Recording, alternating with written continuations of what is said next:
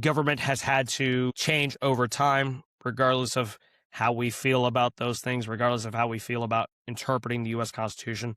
Lots of things have changed over time, and even originalists have changed. A lot of them have changed to some extent with the times.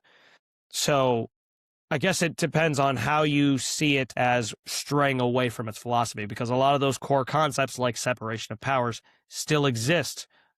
Are they sort of fraying at the strings? Some people would argue yes.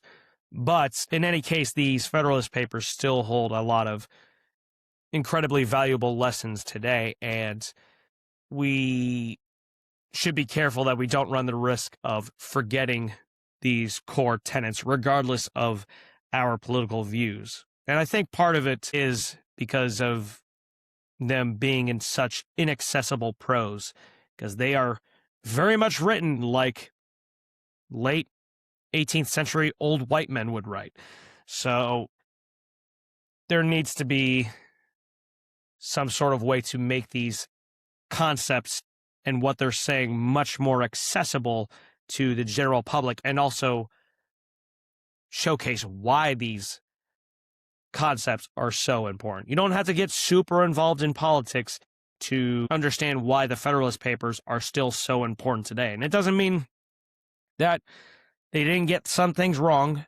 There's certainly, the judiciary can certainly be political, for example. We do need a Bill of Rights and all sorts of other things that I'm not even thinking of right now.